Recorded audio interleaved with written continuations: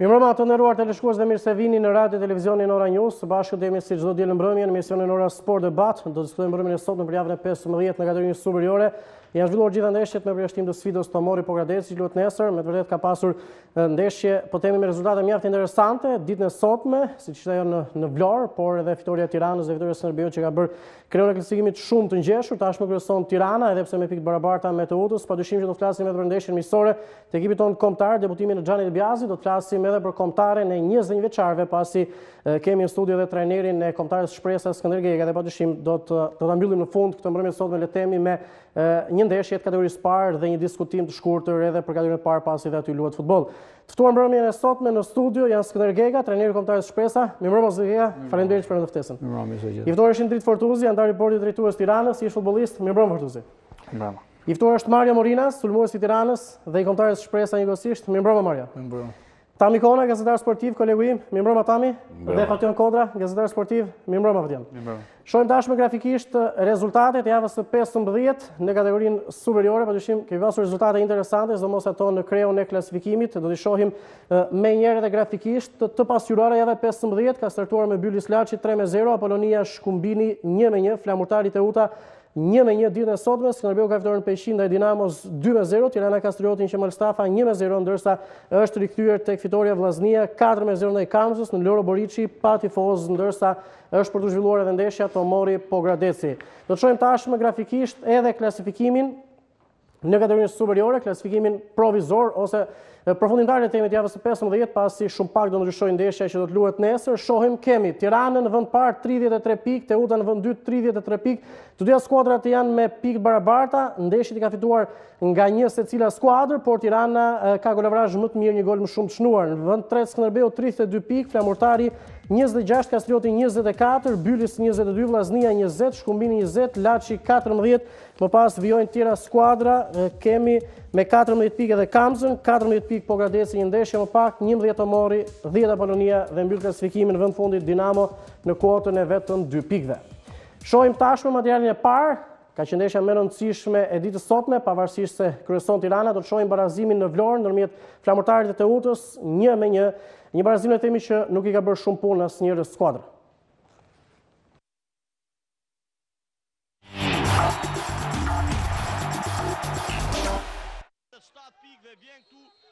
Flamurtari humb shansin e artë për të futur seriozisht në vallen e titullit. Në Vlorë djemtë e Muçës nuk shkojnë më shumë se një barazim 1-1 ndaj Teutës kryesuese.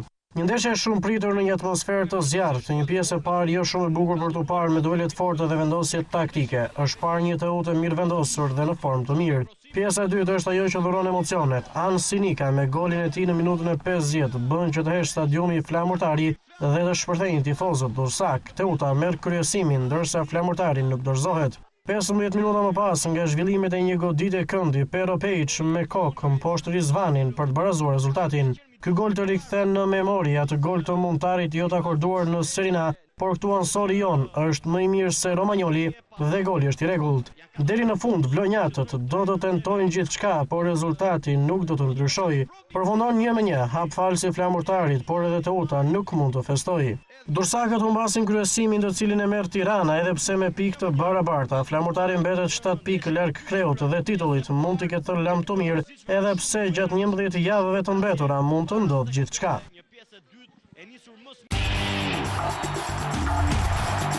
Jemi rikthyer sërish në studio pas kemi ndjekur materialin. Flamurtari Teuta 1-1, zotëke le të themi kampionati shqiptar, një barazim mes skuadrave, një ndeshje e shumë pritur.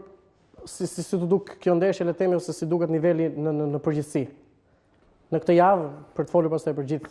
Kjo javë ka pas ndryshime, ka pas edhe si të them është afrimi katër ekipeve se me emrin tradit, po edhe në kvalitet të bashkojmë bashkë. Ardhja e Tiranës është edhe afrimi i Flamurtarit, një barazim me Teutën, besoj se është me logjik. Lutem brenda në Vlorë. 1-1 nuk besoj se është rezultat i keq për Vlorën, sepse lutem me ekipin kryesues Durrësi, që është gjatë gjithë vitit është ekip në vendin e parë. Unë se kam pa ndeshjen, po unë kronika që pata mundësi të shoh, them që ka një ndeshje me balancë, jo me shumë raste, një ndeshje më tepër kujdesshme. Kështu që rezultati ka qenë është bashkëngjit me lojën. Le themi, sa rrezikon Durrësi ka kryesuar për gjithë sezonin një skuadër që tashmë shihet që ti lëkunden pozitat. Realisht dhe Flamurtari mund të ketë shanse, diferenca është vazhdon të jetë 7 pikë. Unë them Durrësi pozitat e tij lëkundën neshën javën e kaluar, duke humbur neshën me Tiranë. Ishte 3 pikë që vërtet kundër Tiranës, po pse 3 pikë që 3 pikë. Megjithatë them që është çdo gjë e hapur mes Durrësit edhe Tiranës, është Flamurtari që është, po ashtu është edhe Skënderbeu që nga java një javë do bëhet se mund të jetë surpriza e kampionatit. Fortuzi, le themi barazimi shkon për 7 Tiranës, por gjithsesi si e pat këndeshje themi Flamurtarit e Uta. Mund pritet një fitore të Vlorës apo si e parashikohet me Teutën në përballët? Them drejtën prisha një fitore të Flamurtarit, për vetë faktin sepse ishte një nga shanset që Flamurtari mund të afronte Kreut. Jo sepse tashti është larg ose ka humbur luftën për titull, po dihet që Flamurtari priste të 3 kryesuesit i pret në qytetin e vet dhe në Vlorë dhe nëse do që t'i afrohet ose do që të arrijë objektivin kryesor për të marrë kampionatin, do të mund të 3 skuadrat. Njëra nga këto shanset e humbit, domethënë nuk fitoi, pavarësisht se Flamurtari me kontingjentin e lojtarëve që ka është me të vërtetë një nga rivalet për titull. Në krahasim me këto 4 skuadra që janë në luftë për titull, mbase Teuta mund të jetë pak më shumë e privilegjuar sepse është larguar dhe nga Kupa e Republikës, pra nuk luan të mërkurën, është vetëm një kompeticion, nuk luan të mërkurë çtun, siç do jetë ngarkuar kampionati ky muaj i ardhshëm për të 3 skuadrat si Skënderbeun, Flamurtarin ashtu dhe Tiranën. Megjithatë, mendoj që për momentin Tirana dhe Skënderbeu janë pak me një moral më të lartë sepse pavarësisht ndeshjeve, lojës zhvilluara ata kanë marrë rezultatet, pra janë pak më mirë nga ana psikologjike. Tani për mënyrë si rodhen ngjarjet, ndeshjet, paraqitjet e skuadrave, le themi pritet një fitore e Flamurtarit. Si e pat këtë takim dhe sa i kompromentojnë shanset dhe garën të dyja skuadrat, pasi kujtojmë që nuk i ka vlerëtur ky barazim e themi as Teutës as Flamurtarit. Është normal të flasësh për skuadrën e Flamurtarit, normalisht është skuadra që të paktën në markatun e dimrit. Edhe pse në markatun e dimrit është e vështirë të gjesh futbollista cilësor, pasi siç dihet skuadrat mund të kërkojnë shumë futbollista, por ndërkohë këta mund të jenë me kontrata nëpër skuadrat e tyre. Por ndërkohë Flamurtari afroi 2 nga lojtarët që të paktën disa klube ziheshin her pas here, domethënë emrat e Pejiçit dhe Toni Pecos, nuk ka markat dimri, markat vere, markat pranvere, domethënë kur ka 3 futbollistash, domethënë këto 2 emrat ishin nga emrat më të përmendur. Dhe një ditë të bukur këta, domethënë gdhihen në Vlorë, gdhihen, domethënë firmosin për Flamurtarin, për treguar edhe një herë që ky Flamurtar, të paktën në ndeshjet e mbetura të fazës 2, do të ishte një skuadër pretendente që do të kërkonte gjithmonë të kapte qoftë për titull kampion, qoftë për Kupë Republike, qoftë, domethënë, për të kapur Ligën e Evropës, domethënë një Flamurtar për të kapur një nga kompeticionet evropiane, të cilat vijnë qoftë nga pjesëmarrja në Kupën UEFA, domethënë nëpërmjet kampionatit në një vend të dytë apo në vend të tretë, qoftë kjo në fitimin e Kupës. Për sa i përket 90 minutave, të them të drejtën kam parë pjesën ndërmuese të lojës. Është vërtet ajo që thoni ju që të gjithë ashtu siç tha Fortuzi që të tërë mendonin një fitore të Flamurtarit, kjo për vetë faktin që një ndeshje luhej në një ambient tepër komod, një Flamurtar që tashmë nuk i lejohen gabimet, sepse ato çfarë janë bërë fazën e parë nuk mund përsëriten më nëse do. Domethënë, nëse kemi një Skënderbe apo një Tiranë, po të paktën Skënderbeu i cili bëri gabimet e fazës parë dhe ishte në atë vend ku ishte, tashmë Skënderbeu dhe Tirana janë 2 skuadra që do thoja unë mbas javës së sotme, unë do thoja janë futur plotësisht, domethënë edhe pse Teuta është aty ku është, fitoria e Tiranës do thoja unë me Teutën një javë përpara, faza e fundit, domethënë ndeshjet e fazës fundit, fillimi i fazës 2 treguan rënien e Teutës dhe ngritjen e Tiranës dhe Skënderbeut. Atëherë këto 2 skuadra, për mendimin tim, përfundimisht janë 2 skuadra që do të diskutojnë titullin. Domethënë ekipi kampion në fuqi Skënderbeu dhe Tirana 24 herë kampion e vendit, që është një skuadër lider në kampionatin shqiptar. Për sa i përket skuadrave të tjera, kampionati do të bëhet akoma më i bukur, sepse këtu kemi Flamurtarin, kemi Teutën, kemi Kastriotin, të paktën mendoj deri te Kastrioti do të jenë skuadra që sepse Kastrioti, domethënë, për një ndeshje që mund të bëjë e Tirana, për shembull, që e cila e ka siguruar të paktën kaçën e Kupës Republikës, domethënë mund të ketë një ndeshje të lehtë Kastrioti ndaj Tiranës, them që dhe Kastrioti ka hedhur një javë përpara të paktën në kaçën e Kupës Republikës. Atjan, një barazim që nga diskutimi Tamit le themi nuk I ka vlerëtur asnjë skuadra. Normalisht dy skuadrat vinin me qëllimin e qartë për të marrë 3 pikët, duke qenë se kanë synime për të shkuar lart, domethënë. Dhe normalisht që barazimi është pak a shumë I gadjegur të dyja. Normalisht edhe unë kisha menduar që Flamurtari ishte favorit në këtë ndeshje, sepse vinte, siç u tha, vinte nga një merkato shumë e mirë, domethënë. Kishte bërë përforcime, luante në fushën e vet dhe ishte mundësia më e mirë për të stopuar një nga rivalet kryesor për titull dhe për të fituar terren dhe për të futur plotësisht në garë për titullin. Ndërkohë që nga ana tjetër, Teuta dha disa shenja dobësie, domethënë shenja si thua mini krize, që në javën e kaluar në atë humbje me Tiranën dhe vinte në pozita jo fort favorshme, qoftë në aspektin moral. Dhe normalisht gjithë kishin pritur që Flamurtari do të fitonte, megjithatë me aq sa pam edhe nga kronika, domethënë rezultati ka qenë I merituar, edhe I pranueshëm, do thoja unë, me aq sa meritojnë të dy skuadra. Kjo ishte edhe java unë besoj që java më e rëndësishme e këtij kampionati deri tani, sepse ka sjellë ekuilibër, qoftë është sikur kampionati të ketë filluar nga e para tani. Të gjithë janë futur 2-3 skuadra në garë për titull dhe besoj se pas 2 sezonesh të mbushura me polemika dhe me thashë themnaja, domethënë kemi një pjesë të fundit të kampionatit që po bëhet vërtet interesante dhe kjo është një lajm I mirë për futbollin, mendoj. Le temi Flamurtari dhe Teuta. Flamurtari I ka më shanse për titull. Janë dy skuadra që vinë rënje, të paktën javën e fundit. Javët në vijim mund të tregojnë tjetër gjë, por javët e fundit vinë rënje. Flamurtari ka shanse për titull? Unë mendoj se shanse kanë si Flamurtari ashtu dhe Teuta deri në fund. Megjithatë me këtë ecuri që ka shfaq Tirana, por edhe me atë marshin e Skënderbeut, do jetë shumë e vështirë, megjithatë shanset teorike mbeten, qoftë edhe nga organika që ka trajneri Muça, unë besoj se mund të luftojë deri në fund për titullin. Por ka edhe një kalendar të vështirë normalisht, kështu që do jetë vështirë të bëhet një parashikim I saktë. Zoti Geri? Unë do thoshe që 7 pikë me 11 ndeshje të mbetura realisht mund të konsiderohen edhe shumë. Nuk e presh Teutën. Teuta është unë mendimi personal është që është pretendent kryesor, sepse ka provu gjatë gjithë vitit që ka merituar, ka shku me shumë siguri. Ka gabu me Tiranën, por kjo s'do thotë që neshët e ardhshme mund të ketë nxjerrë mësime. Neshja e Vlorës nuk është ajo vendimtare.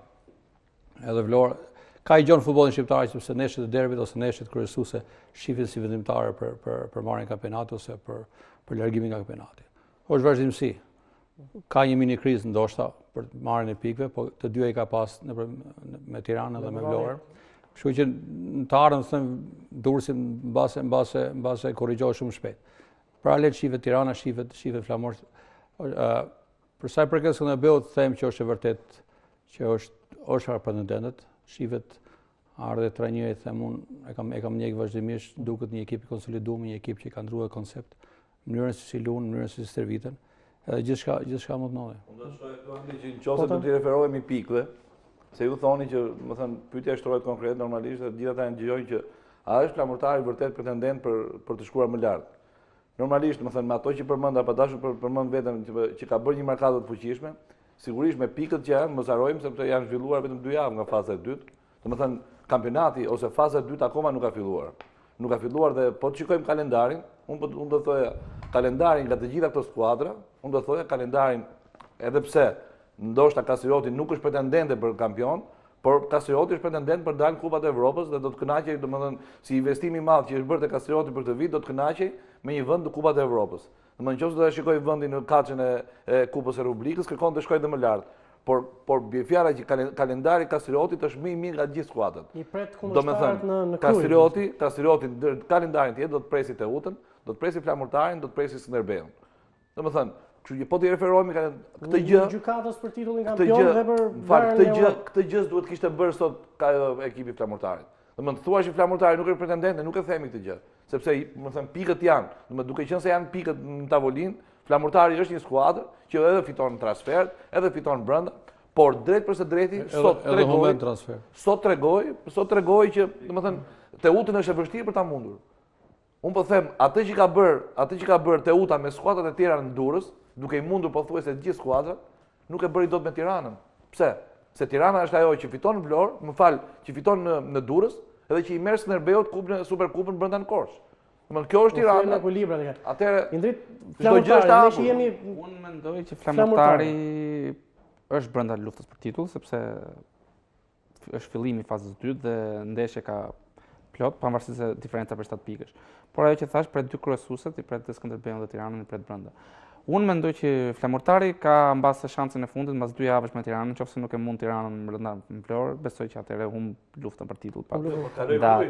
Kaloj Kastelotin njerë, se kanë krujt ja. Absolutisht. Edhe po fitojnë krujt, pavarësisht po fitojnë krujt. Pika e fortë e Flamurtarit është pikërisht fusha. Po të shohësh, po të jesh një sy të shpejt statistikave, domethënë vëre që Flamurtari ka marrë shumë pikë brenda. Normalisht, domethënë ky barazim cilësohet si humbje sot për Flamurtarin, sepse aty ka varur gjitha shpresat për shkuar më lart. Pastaj me Pomorin. Domethënë ne kur diskutonin për Flamurtarin dhe për Skënderbeun në edicionin e kaluar, edhe Barcelona dhe Realis kishin fituar. Nuk kishin gjitha fitore. Domethënë Skënderbeu dhe Flamurtari i kishin tëra fitore. Kur në fazën e parë këto skuadra kanë gabuar pikërisht me skuadra, se të gabosh me Teutën, nuk shikoj ndonjë gjë pozitive. Flamurtari ka barazim me Pomorin me trajnerin e kaluar, zoti lutaj. Deri në këto momente vinte luante kryesuesja sot në Vlorë. Pavarësisht se sot ka kaluar Tirana me pikë barabarta. Kështu që është normale, po të barazosh me Apollonin, jo se kam gjë me, por të paktën nuk mund të falet, domethënë. Për parashikime, ne po bëjmë parashikime, kuptoj, sepse asnjë nuk e di se do dalin javën tjetër. Megjithatë, kjo është futboll. Matematika. Janë pikët. Nëse jo, unë si teknik, edhe Indriti ka qenë profesionist. Mu më shqetëso ose më bë përshtypje niveli i futbollit tonë. Për ekip kryesues si Tirana, që fitoj sot me merit sepse Kruja nuk paraqitet si lloj. Kaluar ka ana tjetër. Jo. Brenda asaj s'po doj që të gjitha ajo na dhe, po një tekniku i dhe më tepër ajo. Jo, unë nuk e shoh Tiranën ose e shoh me syrin e dashamirëse sepse është ekip që ka bërë histori. Mund të ishte Partizani në Tiranë, mund të ishte Dinamo në Tiranë. Por sot ka pas mungesë. Po pavarësisht me mungesat, futboll i trishtueshëm. Ti je ekip kryesues, këtë po marr. Normal. Një ekip që ne gjithë e pam që doli mas kaq javësh doli përpara Teutës dhe jemi në gëzum ose stafi ka arrit një objektiv, po mënyra se si luhet, mënyra se si merret ai 3 pikë është shumë i varfër, shumë i vobekt, edhe është i trishtueshëm çosh futbollin, ekipi kryesues, ekipi më të mirë, ndoshta një ekip më të mirë me historinë në futbollin shqiptar, luhet allë futbolli. Kjo është asi nuk e di çfarë do bëhet javën tjetër, por ne them. Është ky që Rafi Durrësin u praqit shumë mirë, e pash me Durrësin, lutën mirë, lutën taktikisht mirë, lutën me shumë rregull, me shumë. Vjen me Krujen, unë nuk e di nëse kishin caktu ose e dinin eksakt që me një faull do marrin lojën, po për 90 minuta që të dy ekipet super zbeta, që nuk ngjallën asnjë lloj emocioni. Përveç se çakullimit topit. Do kalojmë me njëherë te Tirana. Morina, le të themi barazim në Vlorë, Tiranës i ka bërë shumë mirë. Na favorizoi barazimi, po Vlora nuk duhet më ndërsuese. Ka një organik të pasur me lojtar, ka bërë merkato cilësore. Edhe gjithmonë do jetë aty të rrezikshme. Për të pritur në gabim. Teutën si e shikoni? E mposhtë në ndeshjet 10 shkurtit ku aty u kthye edhe sezoni për ju. Keni bërë një ndeshje mjaft mirë në Nikodovana. Si janë shanset e Teutës? Shanset normalisht 4 ekipet e para dhe Teuta ka mundësitë e veta. Unë sot do prish fitohet e Vlorës. Kujtohet se Teuta me moralin poshtë, ka që mundëm ne. Kështu që ti dha një sinjal vetes barazim Vlorës, si them pa. Një humbje kthehet fortë. Kthehet fortë. Sa rëndësishme do jetë ndeshje që luani pas 2 javësh në Vlorë? Para Vlorës kemi 2 ndeshje, Kupë po përgatitem, Vlora Kako po përgatitet. Sa luni mos e keni siguru? Vlora Kako. Vlora Kako. Kalojmë tashmë tek Tirana dhe tek Skënderbeu, dy skuadrat që kanë fituar ditën e sotme. 1-0 ka fituar Tirana me Kastriotin, 2-0 ka fituar Skënderbeu ndaj Dinamos në Beqin. Ndjekim materialin dhe rikthehemi të flasim për këto dy skuadra që janë skuadrat më në formë dhe janë skuadra që ndoshta mund diskutojnë edhe titullin pa përjashtuar edhe Flamurtarin apo edhe Teutën.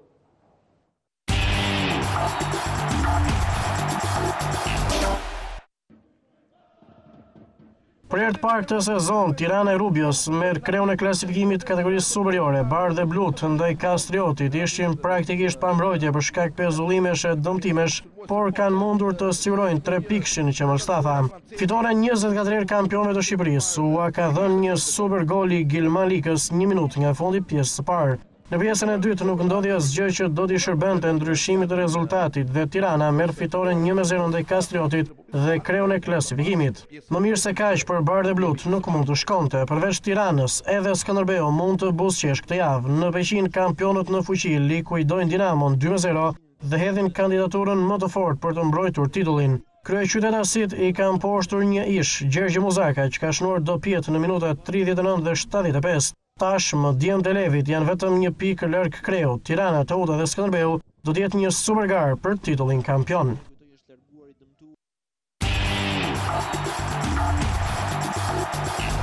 Jemi kthyer sërish, Fortuzi, fitore kryesim, por vetëm ai gol profesor Gejer e temi kishte ato te Tirana rezervat e veta. Ne që mbasi jemi pak më afër Tiranës, e presim këtë lloj gjendje të Tiranës. Por Tirana është të gjithë e tim që Tirana në të momente është një ekip që pritet vetëm të marrë rezultatin sepse nuk po prodhon lojë ose nuk mbase dhe problematika që ka vetë ekipit për vetë mungesa e lojtarëve dhe kontingjenti i paktë i lojtarëve bën që kjo Tiranë mos bindi me lojë ose me një volum shumë të madh ose me një dominim ndaj kundërshtarit, por thjesht për me rezultatet.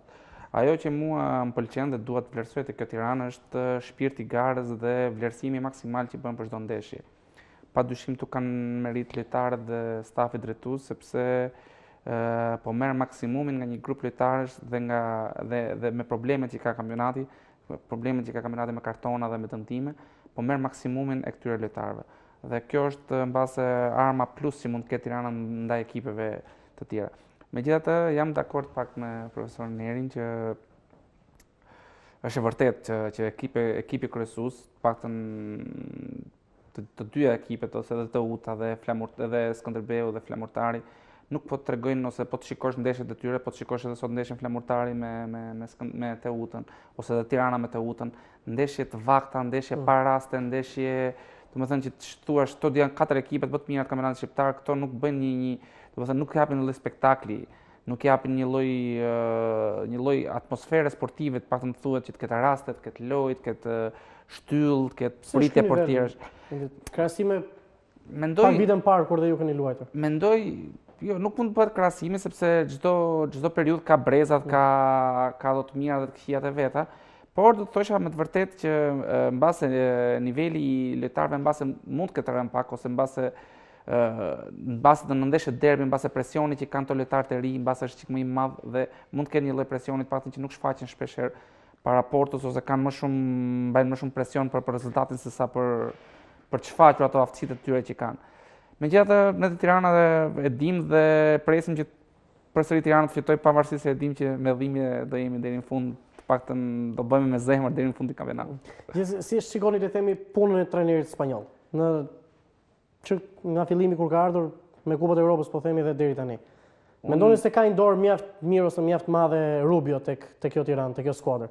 Unë mendoj që të paktën e kam shprehur shpesh herë dhe ashtu kam folur edhe me lojtarë ose edhe me antarët e bordit, janë vlerësimi maksimal për trajnerin Rubio.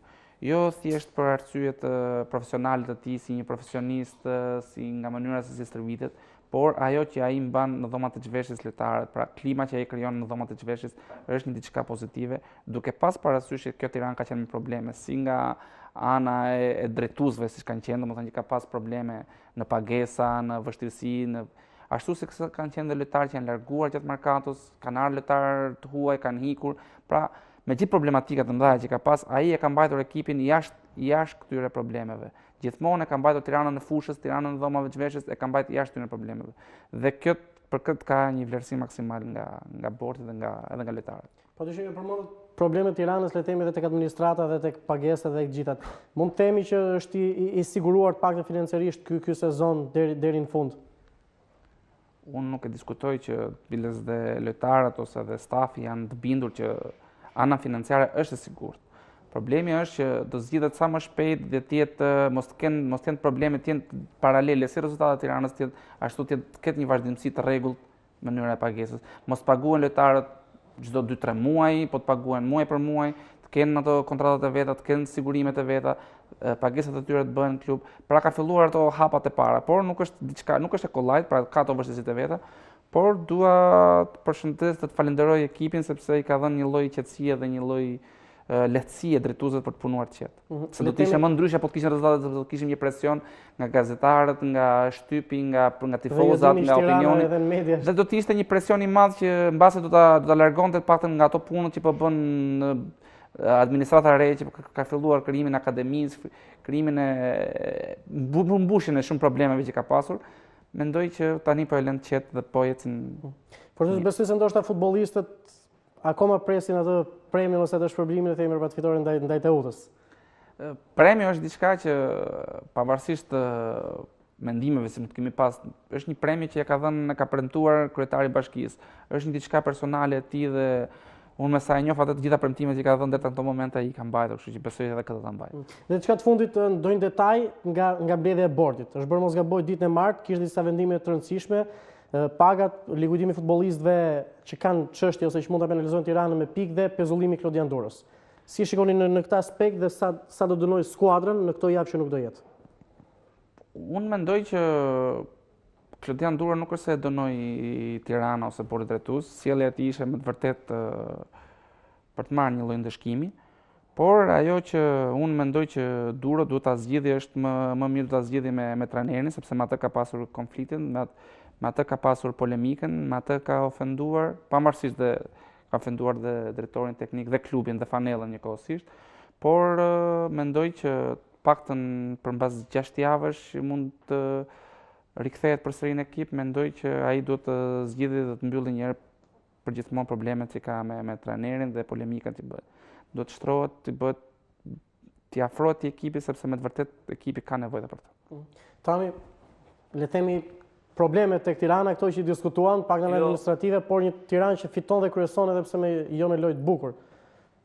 Tashmë të flasësh për Tiranën, sigurisht kjo Tiranë e këtij edicioni, ka qenë një Tiranë e ndërthurur mes problemeve të shumta, ku vetë Tirana përbën lajm për gjithë mediat, për gjithë gazetarët, edhe kuptohet kur flasim për Tiranën, flasim për skuadrën lider të kampionatit shqiptar. Sigurisht që në Tiranë që ne shpesh biletën të studio kemi folur, e cila ka filluar që nga problemet ku spostimit të paktën deri diku i donatorit Alili, futja në lojë e bashkisë, krijimi i SHA-s, domethënë problemet, domethënë një bashki e cila gjeti kontrata astronomike, domethënë siç janë lojtarët domethënë te skuadra e Tiranës, i detyruar për t'i zbatuar sigurisht domethënë lekët e premtuara, një ditë të bukur premtohen 100.000 euro për të mundur Teutën, edhe pse Teuta nuk është një skuadër domethënë aq e fortë sa ishte e thënë që Tiranës i premtoheshin 100.000 euro. Jo, bile mund të ishte skuadër e fortë, por normalisht nuk është se ishte ndeshja kyçe që do të zgjidhte atë kampionat, domethënë 100.000 euro në kampionat shqiptar, mendimi është personal, mund të afrohen vetëm kur ka dy gjëra. Në qoftë të fitohet kjo ndeshje, dalim kampion. Qoftë nuk fitohet kjo ndeshje, atëherë megjithatë, kjo është e ndritje thashë më mirë, domethënë kryetari i bashkisë e ka premtuar, e mban atë, kjo nuk është se përbën ndonjë gjë, domethënë që do ta marrin, ai kanë marrë, sigurisht që derisa është premtuar, por normalisht problemet te Tirana ishin më të mëdha sepse kur mendoj kur një që nuk merr vesh se çfarë bëhet te Tirana, kur premtohen 100.000 euro, të paktën t'i jepen rrogat, dhe normalisht rrogat kuptohet. Kjo bashki, domethënë i ka marrë përsipër që do t'i mbuloj, por vitin tjetër kuptohet menaxhimi, po për të lënë minjan menaxhimin që edhe pse në momente të caktuara është pjesë e curisë së skuadrës, Fortuzi ka qenë vetë, domethënë, dhe e di ç'do thotë që nëse një futbollist nuk paguhet, sigurisht që gjërat flasin për futbollista profesionist, për futbollista që ke Tirana të paktën kuotat e pagesave janë. Unë do thoya ai Gidman Lika, që të paktën për mendimin tim është nga lojtarët më të mirë kampionat shqiptar, është thyer lider ke Tirana, sigurisht ka një pagesë shumë të majme dhe normalisht ai për atë që të paktën për atë që i jep në fushë kërkon të paguhet. Është e vërtetë që sot kur shikojnë sot kur filloi ndeshja në Tirana, do thoya që eksperjenca e Likës, eksperjenca e ndonjë futbollisti tjetër që do të shkojë një Julian Amate apo qoftë një tjetër, sepse janë pak emrat e atë, është ndërthurur me Morinën, është ndërthurur me Takun, është ndërthurur me Karabecin që duket sikur po bëhet i vjetër ke Tirana sepse ka 2-3 edicione që ka ardhur, kuptohet, domethënë Bala që tashmë do ta quajmë lojtar të vjetër, nuk e quajmë dot, por mos harrojmë se s'ka mbushur akoma 21 vjeç. Domethënë performanca e Balës është një futbollist që sido që të jetë, nuk mund ta quajmë lojtar me eksperiencë këtë Tirana. Mund ta quajmë lojtar të domosdoshëm, sepse ne sulmuesit që domethënë që mbas largimit Vajushit apo të Sukajt, sulmuesat në kampionatin shqiptar mos kujtohet se janë. Megjithatë, bashkohemi atë me Fortuzin që për momentin kjo Tiranë ka nevojë për qetësi, do të thoya unë që mediat paktën Fortuzi këtë duhet ta di që mediat nuk është se kanë, domethënë, vërtet Tirana përbën lajm për mediat dhe për gjithë televizionet, për gjithë gazetat, sigurisht gazetat nuk mund të hapen pa shkruar për Tiranën, por megjithatë, kjo Tiranë për këtë Tiranë që flasim ne, kryesore ka të marrë 3 pikët, për të dhënë futboll akoma shpejt. Akoma shpejt. Publicitet dhe rikthehemi sërish.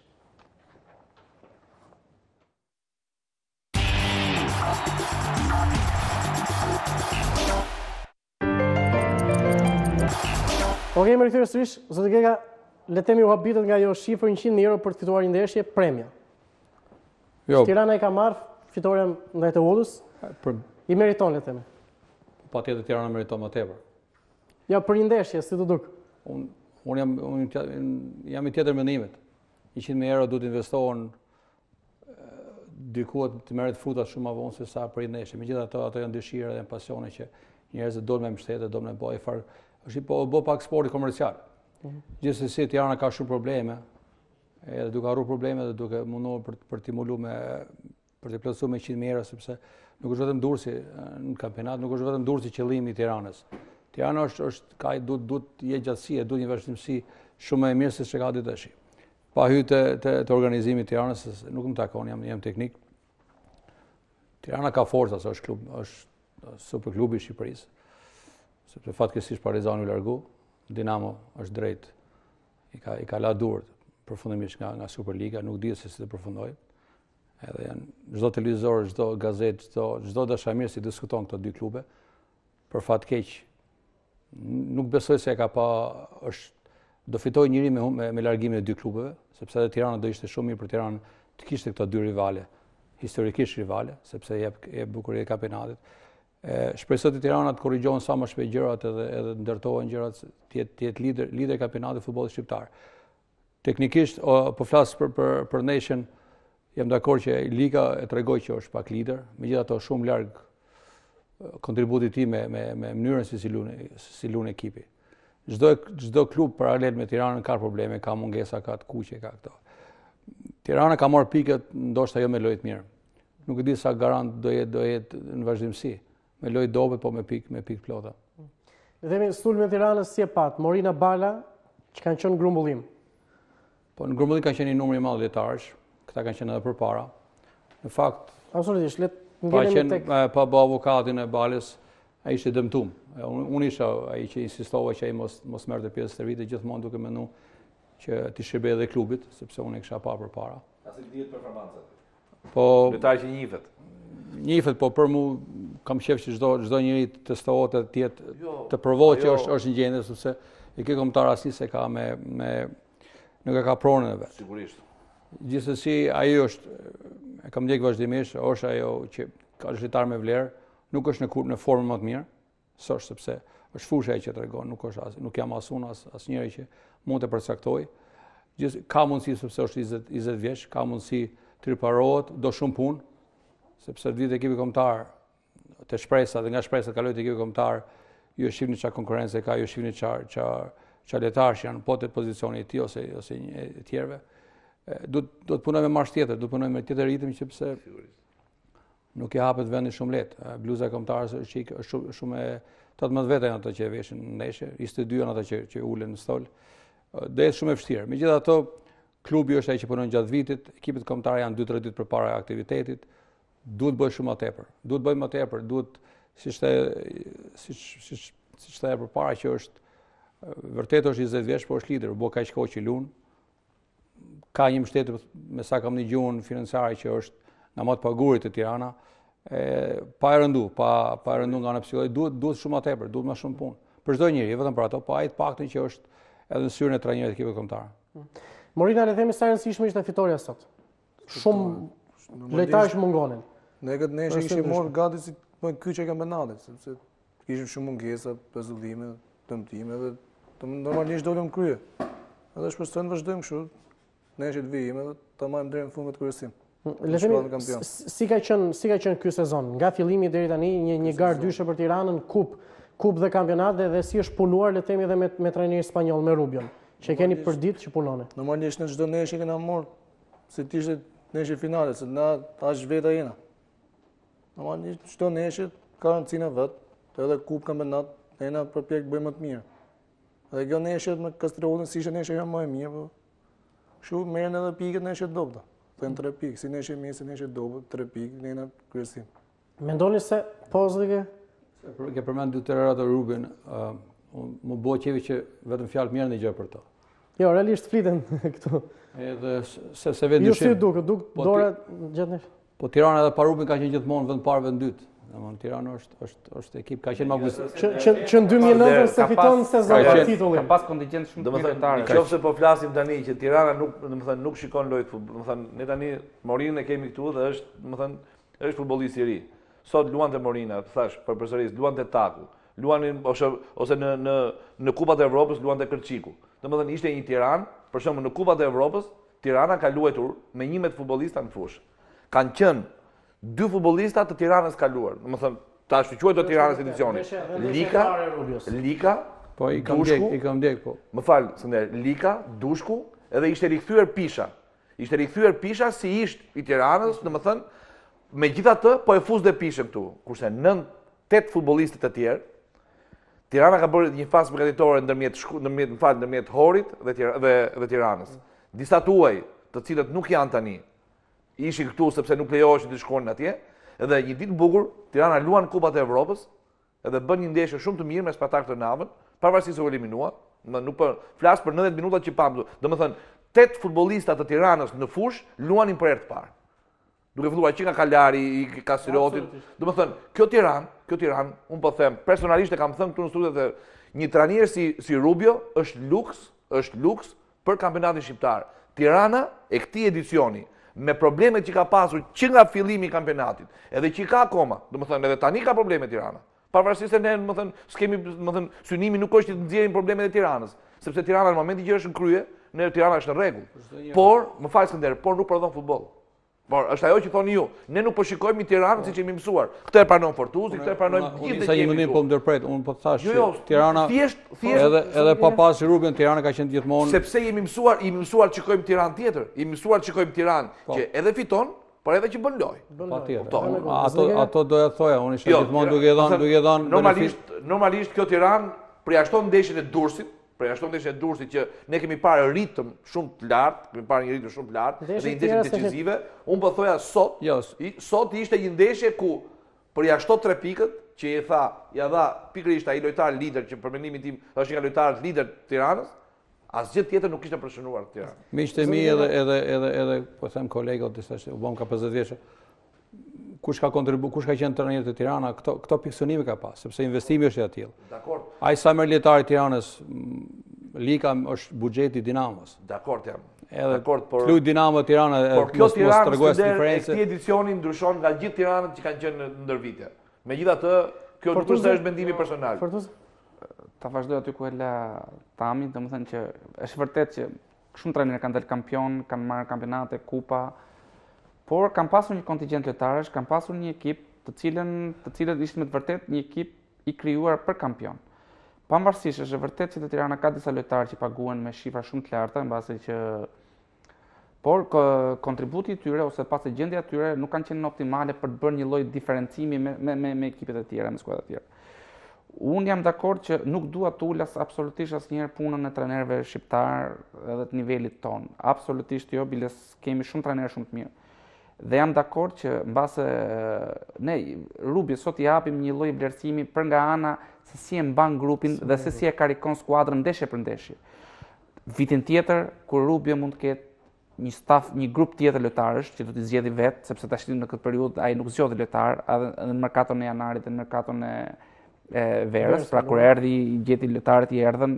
Në momentin në merkaton e dimrit nuk kishte lojtar, nuk kishim ku të gjeshim lojtar, pra u afruan lojtarë të cilët më mund të thosh që lojtarë që u vetë afruan, pra ishte të kushtëzuar atë paktën të dyja merkatot, në verë, vitin tjetër në verë, kuptohet, Rubio është ka komplet tagrin që të vendosi. Së pari do të qëndrojë njerë, i keni ofruar një ndihmë realisht. Unë personalisht, sepse nuk jam unë që marr vendimet, është një bord drejtues. Bordi ka deklaruar që të paktën me mendimet që flitet dhe me të gjithë janë të kënaqur, si bordi drejtues ashtu dhe lojtarët janë të kënaqur megjithatë ka kohë për të marrë një lloj vendimi.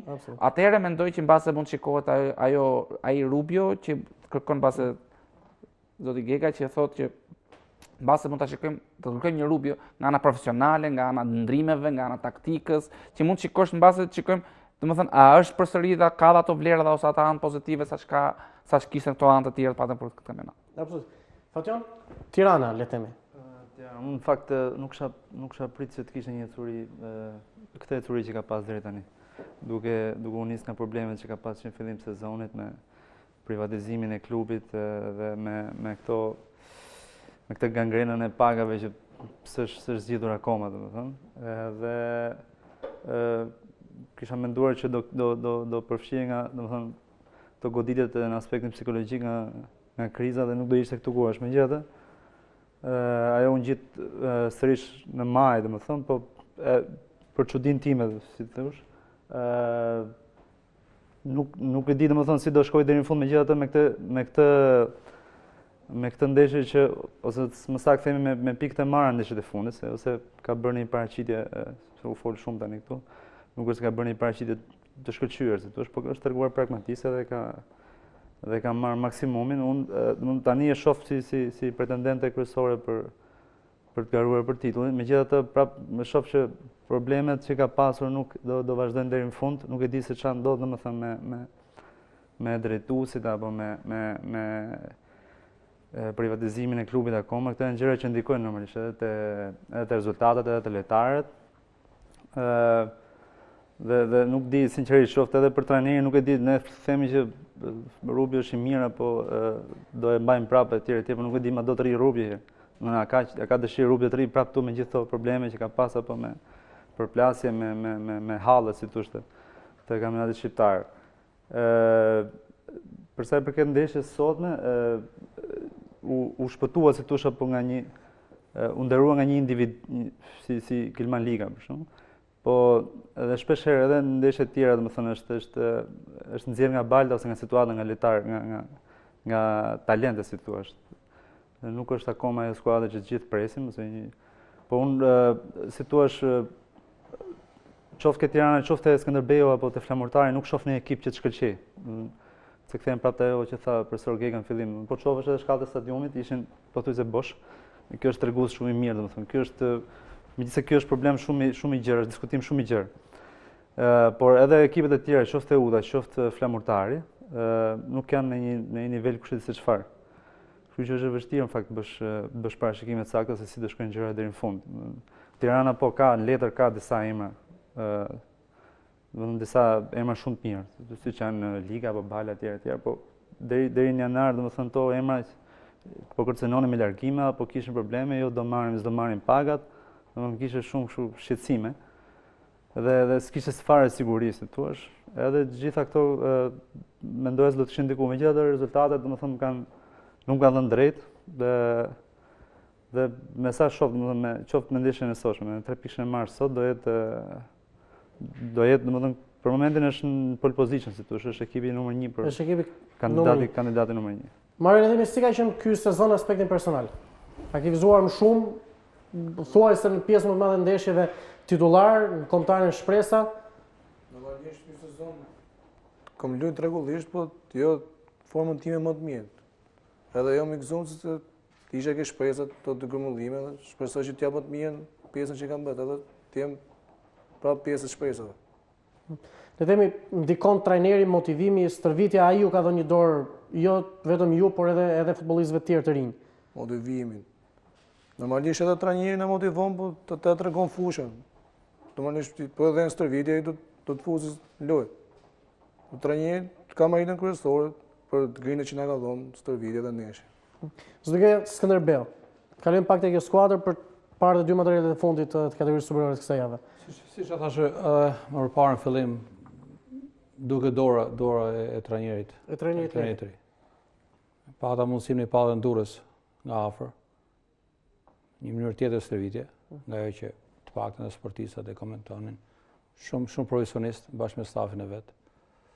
Ka sjellë frym 3, i pjesë madhe ka korrigjuar duke lënë stol. Ka një shumë mënyrën se si luan. Ka kvalitet, po shifsh edhe Muzakën sot nuk ka rasti shënimi 2 gole, sepse është edhe i motivuar, u bë pjesë e ekipit kombëtar, ka konfidencë aty, ka drejt rritjes. Është për mua është ekip i mirë, është ekip pretendent. Në këto 4 skuadra le temi, mund të quajmë Tiranë, Skënderbeu më favoritët apo janë shanse të barabarta? Të ut. Përpara shikuesit. Tiranë, të ut, Skënderbeu. Flamurtaria. Flamurtaria patjetër, është me pikë çik më larg. Fortuzi, Skënderbeu le temi. Ai njeh ambientin edhe pse në Skënderbeu është padyshim që në fillim kampionatit ishte skuadra në letër më kuatuara për të dalë kampion, sepse është bërë një investim i madh. Është bërë një investim, ka një grup lojtarësh i cili po bëhet për rreth 2 vjet që po luajnë bashkë, dhe është një ekip i cili mbas edhe me investimin që është bërë, është i vetmi ekip patën që ka ato kualitete, ka një grup lojtarësh, jo vetëm thjesht 11, por ka rreth 16-17 lojtarë që i ka të denjë ose do të kishte zili çdo ekip i kampionatit. Mendoj që trajneri Lëv mbase ka sjellur një lloj mënyre tjetër funksionimi, i cili ka funksionuar dhe kjo tregohet në rezultate. Megjithatë, unë mendoj që Skënderbeu të paktën është më privilegjuar të paktën për të marrë kampionatin, por thjesht duhet të kalojë 2 sfida të mëdha që ka me Tiranën dhe me Flamurtarin. Duhet të mundet të 2 skuadrat që të paktën edhe të utën njëkohësisht, por me ato 2 skuadra mendoj që duke i pas parasysh nga kualitetet që kanë, mendoj që aty mbase do shikohet dhe ajo starti. Sepse po të shikojmë mbase, po të llogarisim që mbase me ekipet e dorës dytë mund të merren pikët lehtë, por sepse dihet kur fillon kampionatin fazën 2 disa ekipe lëshohen, disa ekipe janë pa motiv, por besoj në ndeshjet direkte do të tregohet forca e vërtetë e Flamurtarit. Tirana kujt i tromet më shumë, Skënderbeut nga këto skuadra që janë në vallën e titullit? Tirana, them drejtën, domethënë unë duke qenë dhe pjesë e Tiranës dhe ekipit vet, ose duke parë filozofinë e trajnerit, unë vërtet Tiranës i tremba më shumë me ekipet e vogla, si ekipi i Krujës sot. Kisha shumë pak frikë kishte Tirana në Durrës, shumë pak frikë do ta kem Tiranën në Vlorë, akoma dhe më pak ndeshjes dhe në Korçë. Duke pas parasysh që Tirana, mos harrojmë, ka bërë një super ndeshje në ndeshjen e Superkupës, që i fitoi në Korçë. Me kjo Tiranë ishte, me këtë pothuajse me këtë kontingjent lojtarësh dhe fitoi. Për Skënderbeu Fortuz një ndeshje shumë të mirë në Tiranë 0-0. Ka bërë një ndeshje 0-0. Super, jo ndeshje, po super ndeshje. Por nuk e fitoi. Një ndeshje shumë mirë në Shkodër.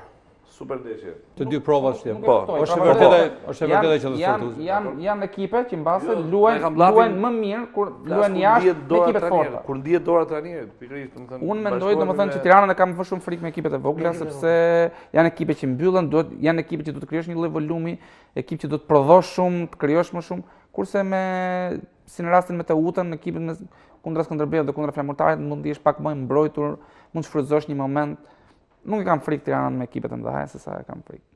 Ndjejmë këto momente dhe materialet e tjera. Fitoren e Vllaznisë ndaj Kamzës 4-0 dhe 2 ndeshjet e së shtunës, fitoren e Bylisin e Laçit dhe barazimin e Apollonisë me Shkumbinin dhe rikthehemi për të dhënë fund javës së 15 të Superligës Shqiptare.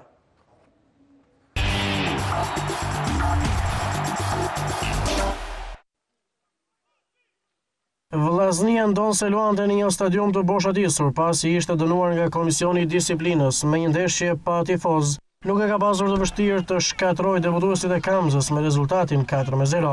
Kjo është fitoria me thellë sezonale për shkodranët e trajnerit Rudi Vata, fitore e cila mund të japë më shumë besim skuadrës që çuditërisht ndodhet në një pozicion që nuk i shkon për shtat traditës së Vllaznisë.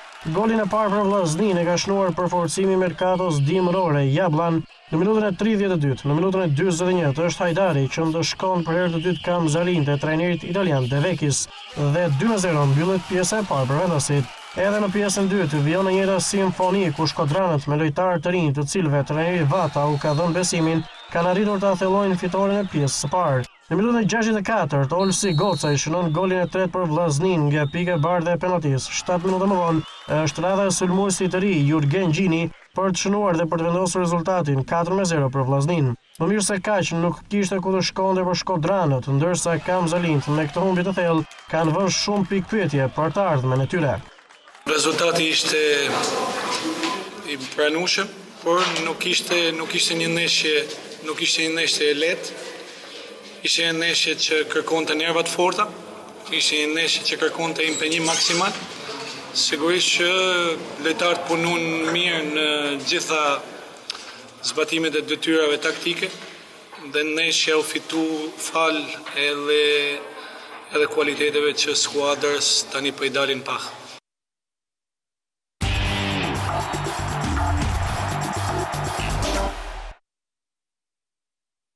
Të shtunën kategoria superiore ka zhvilluar 2 sfidat e para të javës së 15 në prefekturën e Fierit. Byllisi ka fituar me poker golesh ndaj Laçit në Dushmuça. Vendasit e Shensojt kalojnë shumë shpejt në avantazh. Milenkovic shënon në portën e Vashakut një autogol race dhe vendasit pas 11 minutash lojë marrin avantazhin. Kurbinasit ishin shumë të lehtë për vendasit që kishin uri për pikë dhe përfitore përpara publikut të tyre.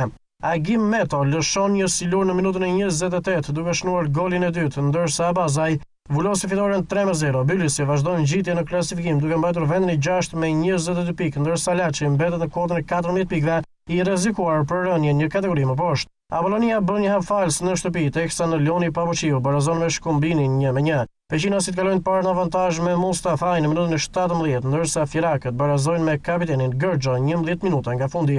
Shkumbini kënaqet me këtë pikë pasi është komod në kotën e 20 pikëve në vendin e 8, ndërsa Apollonia po i afrohet gjithmonë më shumë rënjes. Firakët janë të parafundit me vetëm 10 pikë.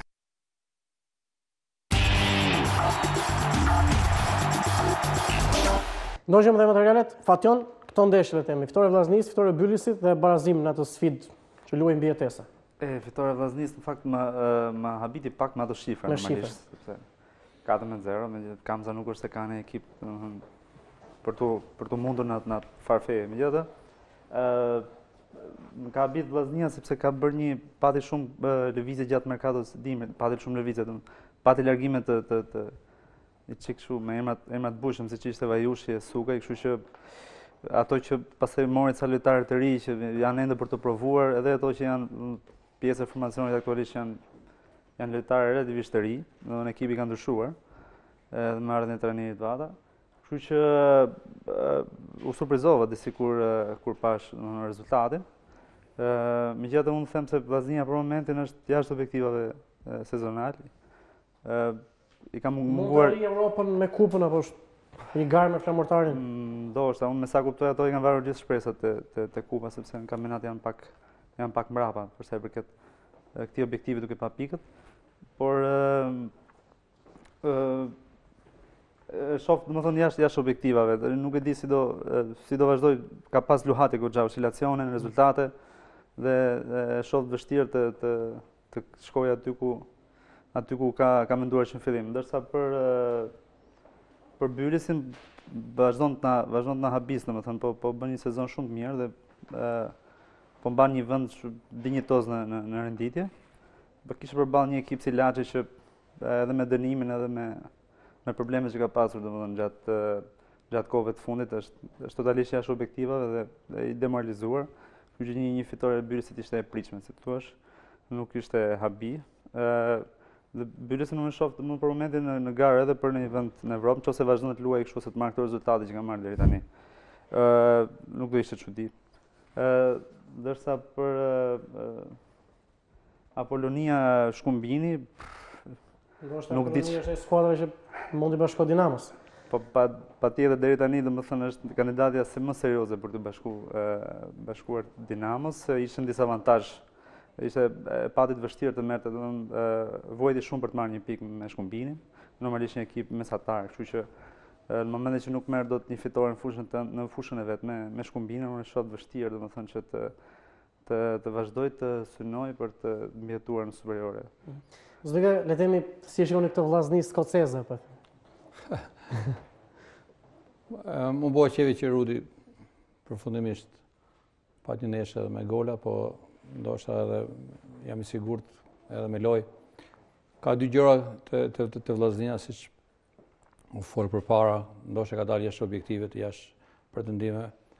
I gjë pozitive është Shkodra sepse është e mbushur me shumë talente shkodranë, me shumë djemtëri, i pjesë madhe unë e njoh shumë nga afër, është shumë premtues, që është investim shumë i madh i klubit, është pasuri e klubit Shkodrës.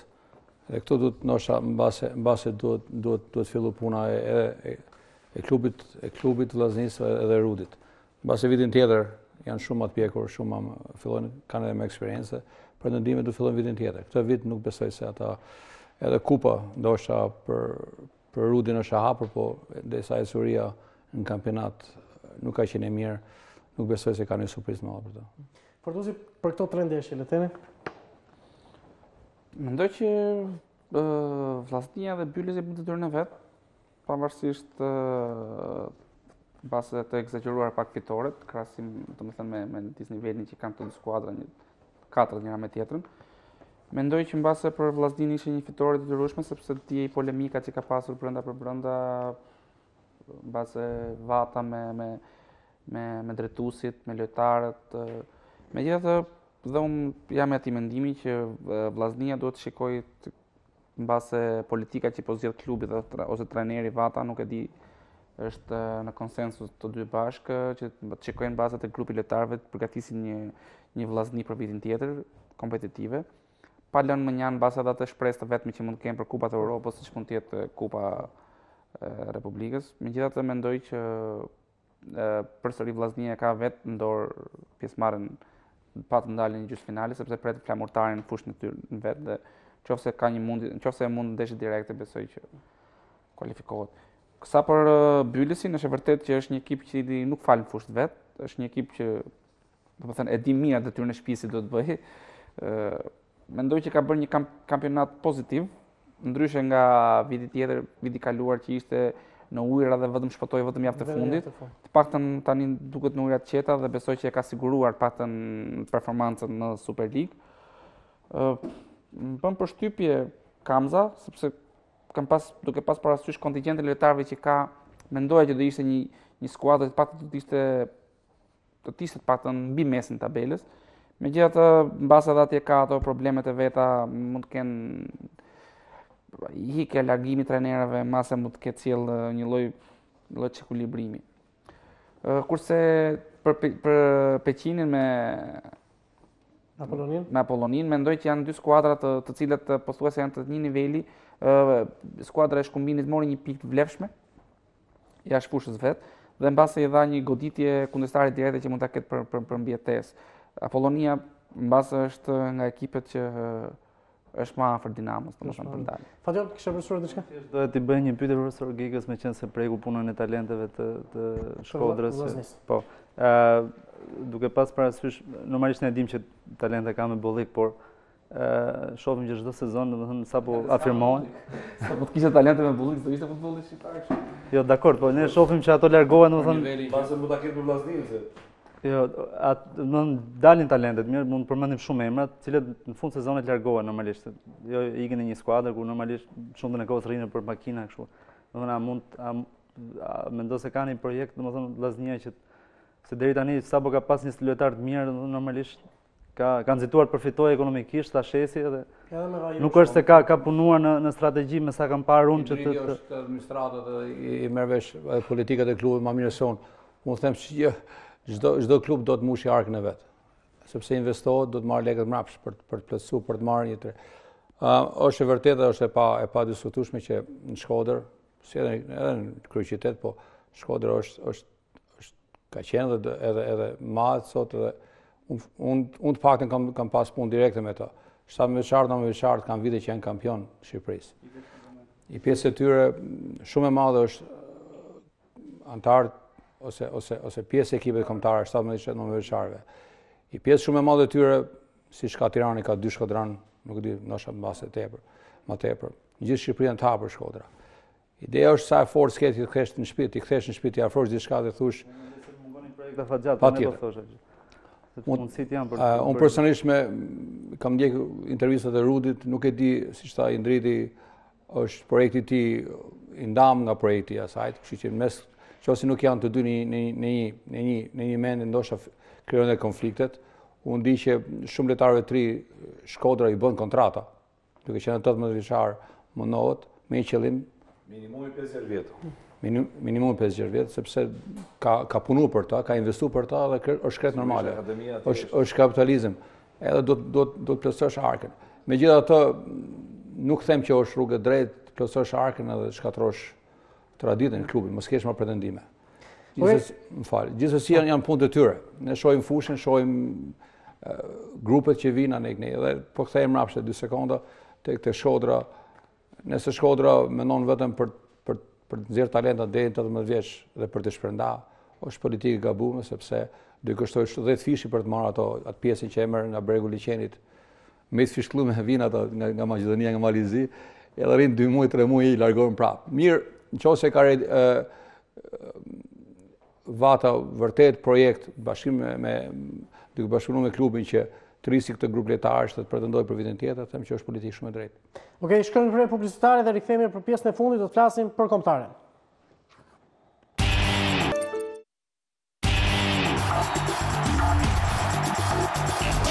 Okej, jemi rikthyer sërish, jemi në pjesën e fundit të emisionit më sotme, do të flasim për ekipin kombëtar. Padyshim duke fokusuar edhe tek shpresa, pasi kemi zotin Skënder Gega. Gjithsesi për kombëtarin e madhe, Zot Gega, ai debutim me humbje, por ne mund të themi ja u ndje dorë Debjazit. Se edhe për atë ishte debutim dhe për disa futbollistë tjerë. Si e pat takimin e Gjorgjis? Unë them paktën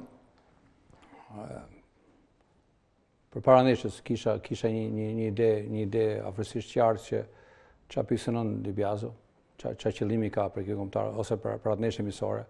Deri në një farë mënyrë unë them që arriti qëllimit, pavarësisht sepse rezultati që 2-1. Për mua që është shumë e rëndësishme që u fituan 2-3 lojtarë të ri, filluan si titullar. Gjatë lojës patën në shërbimet e tyre, sigurisht janë plagë të vjetra që ne kemi ardhur. Që një pjesë e parë për mua që është shumë interesante, atraktive, pa fut një grup lojtarësh të ri që ishin me tipare sulmuese. Deri në pjesën e dytë, ra karburanti, ra dhe forca. U toleru në sulm, u toleru mes fushë.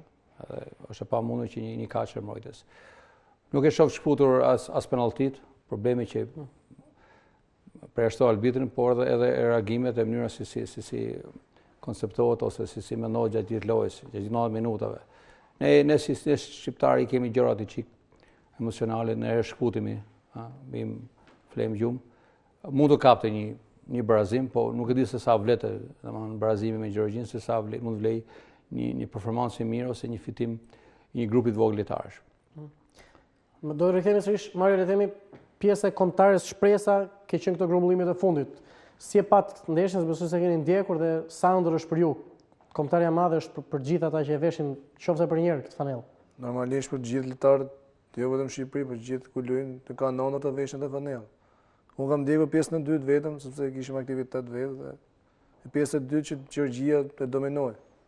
Edhe pas penalltit e Kanit dhe mund të thotë rezultati, po Vikani të tregoi zoti ka 2 penalltit. Edhe normalisht shpresoj që edhe unë të ecim me shpresat edhe të ardhmen, nuk i dihet. Absolutisht. Indrit, le të themi kombëtarin e Debjazit. A u ndje dora, çfarë fituam, a kemi shpresë ose a jemi optimist për të ardhmen? Unë mendoj që është shpejt për të menduar që u pa diçka, u pa dora e Debjazit.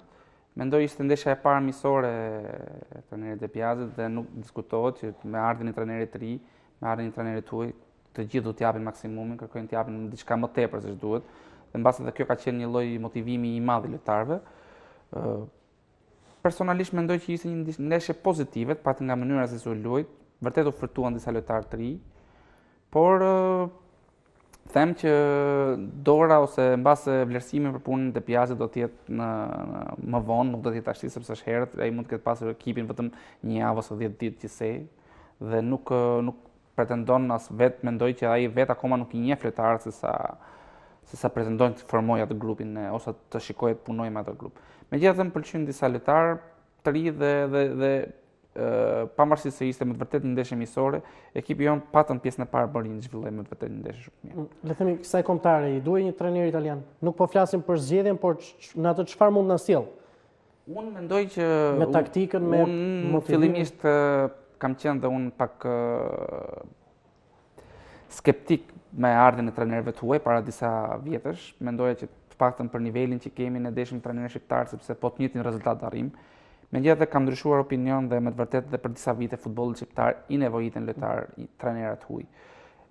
Sepse jo nuk flas përsëri për punë cilësish, por flas ne akoma jemi në atë nivelin që futemi me misi, jemi vend i vogël, paragjykohet një trajner shqiptar, akoma ka presione ndryshme nga media, nga gjëra dhe akoma të paktën për ekipit kombëtar trajneri ka një presion shumë të madh dhe paragjykohet. Tami, si do duk kjo kombëtare, le të themi? Ishte ardhur një moment që ekipi kombëtar normalisht do të ndryshonte shumë futbollist, pasi sigurisht mosha e futbollistëve të ekipit kombëtar, të paktën në këto vitet e fundit, domethënë ajo plejada e këtyre futbollistëve, domethënë të kaluar të paktën mbi 30 vjeç, sigurisht ishte i madhe. Dhe një moment, edhe pse na duhej që her pas here të thoshim që se do të luajmë ndeshje të fortë javës tjetër dhe na duhet Skela, na duhet Lala, sepse e dim se kush është Skela, se kush është Lala. Sepse faktikisht Shqipëria nuk është se i ka lojtarët, nuk është se ka luksin të ketë shumë futbollista, të paktën me ata që luajnë jashtë. Sepse në një moment caktuar kapiteni i skuadrës, Lorik Cana, një nga futbollistat më të mirë, shkon te Lazio edhe luan edhe nuk është rezervë. Atëherë çfarë do të themi për futbollistat tjerë? Që do të themi për Skelën që ikun kategori 4, por që për kombëtarën normalisht ishte i nevojshëm. Atëherë vjen një moment që vjen Debiazi dhe kombëtare sigurisht do ndryshonte. Çfarë ndryshoi ose çfarë do ndryshoi? Bashkohemi plotësisht me Fortuzin, sepse nuk mund të themi që në ndeshjen e parë, domethënë të shikojmë një revolucion kombëtare. Është shumë e vështirë kur flitet për ngjurat e ekipit kombëtar, sigurisht gjërat duhet të jenë, domethënë, sa më pak të paragjykuara. Lojtarët vërtet paragjykohet, është e vërtetë ajo që një trajner shqiptar do të paragjykohet. Nesër pas nesër Skënderi ka ekipin e 21 vjeçarëve, bëri një performancë shumë të mirë me U17-ën dhe mori U21 vjeçën. Nesër pas nesër mund të kalojnë 5-6 vjet dhe një ditë bukur mund të gdhihet dhe mund të marrë ekipin kombëtar, si ish futbollist i ekipit kombëtar. E meriton me eksperiencën që ka prej 20 vitesh të paktën larguar larg Shqipërisë, sigurisht, domethënë ajo kërkohej edhe nga Asi. Pse kërkohej nga Asi që ekipi kombëtar të merrte Asin, domethënë të drejtonte Asi. Atëherë, të paktën me sa ka kuptuar dhe presidenti Duka në intervistë që kanë pasur për një intervistë sportive, tha që kërkojmë një trajner që normalisht të ketë mentalitet të huaj, por kemi dëshirë që edhe kur ti thot forca djema, sigurisht ta thot shqip. Mos ta thot forca djema në gjuhën e vet, edhe dali për kthyesi ti thot çuna tha trajneri forca djema. Domthon kjo paktën nga ana figurative. Megjithatë kërkohej Hasi.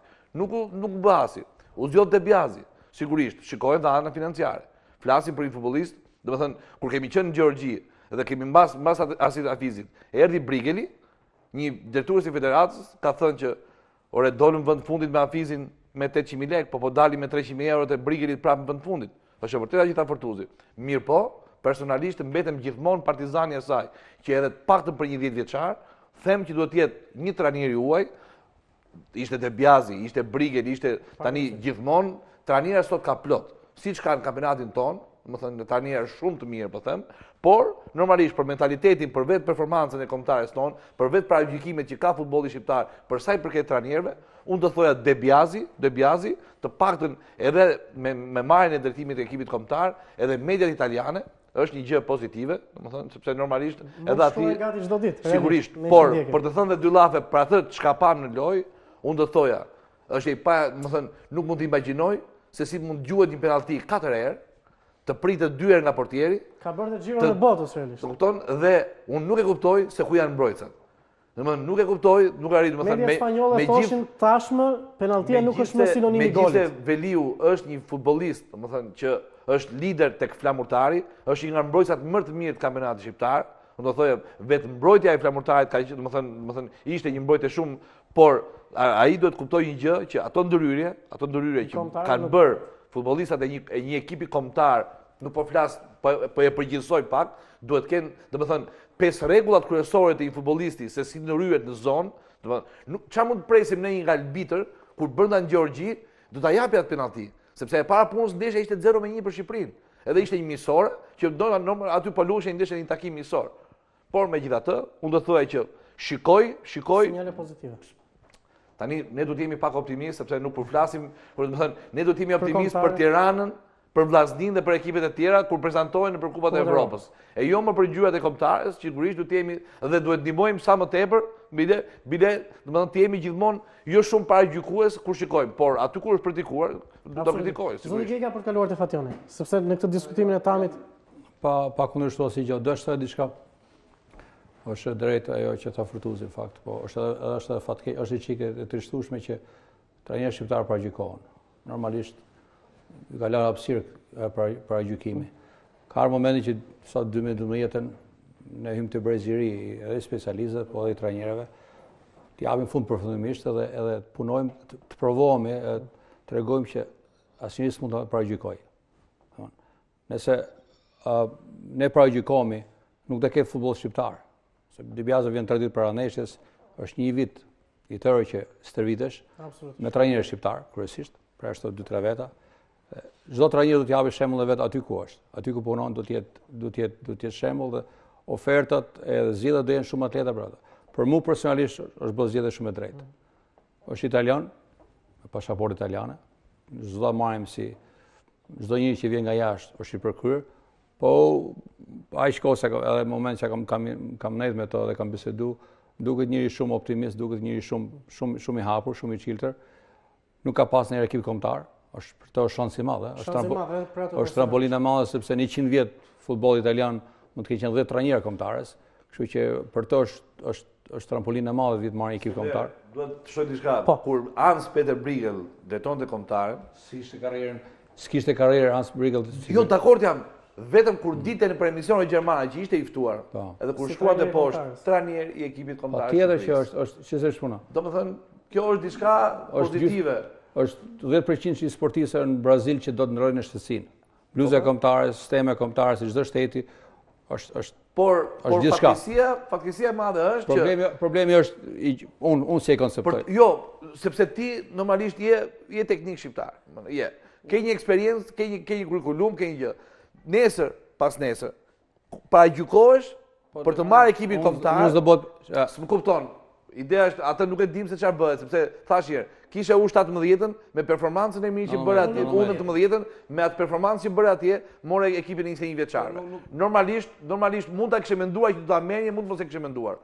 Por një ditë bukur, fare mirë mund të besohet ekipi kombëtar. Edhe ti je një, më thënë, por problemi është pse duhet paragjykohesh. Po ne s'mund të ndalojmë dot. Unë thash nëpërmjet punës, puna nuk bëhet sot për nesër, por ka një vazhdimsi, duhet të kesh një hapësirë të madhe që ti tregosh si punon. Goja nuk i mbyllet njerëzve, vetëm Zoti po të kishte vëlla motor, aty do ja kishim gjetë diçka. Megjithatë, po të punosh mirë, po të punosh korrekt, po të punosh me disiplinë, frutat do i marrësh se s'bën. Nuk them frutat duke marrë ekip kombëtar. Por nëse ti sillesh mirë si prind, si edukator, si specialist, është e pamundur që ti mos respektohesh dhe është limitizuar shumë paragjykimi. Nëse një trajner ekipit Superligës, ekipet kombëtare, trive ose nënveçare, si ka. Sillet si amator, jeton si amator, nuk ka çfarë të japë shembull më të ekipet trive. Dibjaza është shembulli më i mirë për të mësuar ne gjithë. Sepse është pak i uritur, nuk ka pas shansin për të marrë ekip kombëtar, nuk ka qenë me klubet mëdha, me Juventus, me Turin. Për ne, unë besoj, sikur në Itali ti je thjesht qytetar italian, shohësh stërvitin e Interit, diçka të mësosh. Të ish 30 vjet atje. Aq më tepër që shohë italianët ditë për shkon futboll. O shumë herë të flitet, do i shikojmë rast siç tha Indriti, do i shohim nesër mas nesër si punohet. Po pra aq them që duhet të kemi objektivat me këmbë tokë, nuk duhet të kemi objektiva. Jo, më falë. Problemi është ne kemi nevojë për një mentalitet perëndimor. Një mentalitet që është vërtet disiplinë. Që për momentin na mungon. Shpresoj dhe sepse më fal, është hedhur ideja që dhe këta çuna dhe këta futbollistë që vinë nga jashtë, domethënë, përjashto lojtarët e kombëtarës. Domethënë, një futbollist që vjen nga jashtë duket sikur kthehet me mentalitet, kur bëhet këtu, duket sikur kthehet shqiptar dhe bëhet shqiptar. Dakord, ai mentaliteti që është shqiptar nuk e mohon njeri, por flasim për mentalitet, se flasim për ekipin kombëtar. Duhet të ketë pak mentalitet. Unë kam pas rastin me thonë mu ka kërku i farë opinioni, në ndërtoi teknike ose në federat. Unë personalisht kam qenë për perëndimor, bëhet fjalë për perëndimor për njerëz që kanë një kulturë në futboll, në disiplinë çdo lloj gjoje, qoftë gjerman, qoftë italian. Ballkanësit, kroatët që jemi, e njohin futbollin shumë mirë. Kroatët, trajnerët kroatë, shiurën teknikisht njohin shumë futbollin. Disiplina është shumë larg nga si kërkohet për një ky kombëtar. Nuk është mirë për të folur sepse ai ka ikë sot, po nëse italianët punojnë siç punojnë italianët, sepse janë 4 kampionë botës, shpresoj se do i marrin frutat. Do kohë, sepse Di Biasi nëse kërkon në pjasin shqiptare do ketë pa ofendu njëri, do ketë shumë vështirë, sepse ne ato folën përpara 5 minutash, kampionati është i çik i zbet. Çfarë do bëhet, do presim i çik na formohen këta çuna 20 vjeç që janë jashtë shtetit. Dikush që ka gjak shqiptare që ka dëshirë të vjetë luaj për ekimin shqiptar. Do mbështetet, e kam sigurt nga çdo njeri që ka ndorë për të bërë diçka, ministrinë, presidencë, ku diun çfarë si procedura, do afrohet. Shqipëria mos bëhet vetëm me flamuje me kur kënon Sinani. Puna është nëpërmjet ekipit kombëtar të japim një mesazh që kemi futbollistë gjitha ne, sa në gjendje jemi ne të afrohemi. Di Biasi do ketë shumë ma lehtë. Kështu vjet shkallë. 17 vjeçart kanë bërë një seleksionim, kanë ardhur shumë lojtarë, më falë se absolutisht. Kërkoj falje. Është diçka që vërtet po ndërtohet diçka. Unë kam qenë trajner 19 vjeçar, kam pas bërë seleksionim dali 93-shi, që sot janë as 19 vjeçar nuk janë. Kanë marrur nga aktiviteti, po mundohemi marr pjesë për të sjellë për të afruar te ekipi shpresa. Kanë ardhur 16 vjeçar nga shteti, bëri shumë përshtypje, shkoi para në seleksionim. Super talenta. Me të kënaqur shpirti për t'i pa. Nga Italia, nga Greqia, nga Zvicra. Ato fëmijë 16 vjeç për 4 vjet i bën 20 vjeç. Nëse ne thithim e vërtet marrim ato që e meritojnë, 4 vjet nuk janë shumë. Ne duhet presim i çik, se është e pamundur të mbjellësh sot të korrë sot. E ka kohën e vet. Çani s'ditë shqip, domethënë. Edhe Çani. Fatjon, kombëtarët e Biasit? Atëherë, se do kalojmë edhe tek sulmi pastaj. Unë jam pro, domethënë De Biasi si italian, për një trajner italian, sepse duke qenë se nuk kemi shumë brum, domethënë shumë lojtarë të mirë, si thua, që të marrin peshën kombëtare, mendoj se është e drejtë të provojmë një takticien, një takticien i cili mund ta kavardis mirë, si themi, domethënë mund ta menaxhojë mirë ndoshta lojën. Megjithatë prapa ai është një bazë, domethënë sepse nuk e dim se si do funksionojë, s'kemi pas trajner italian kombëtarës. Për sa i përket punës trajnerëve shqiptarë të huaj, është vërtet që trajnerët shqiptarë paraqikohen, por faktikisht kjo ka ardhur për shkak të asaj që ka treguar koha.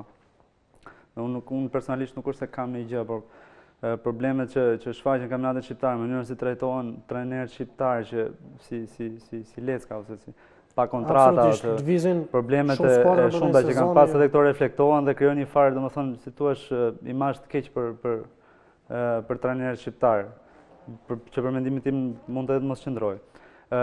Gjithsesi, për sa i përket kombëtarës De Biasit, pjesa e parë mendoj se ishte goxha me Gjergjin, nuk ishte rëndësishëm rezultati.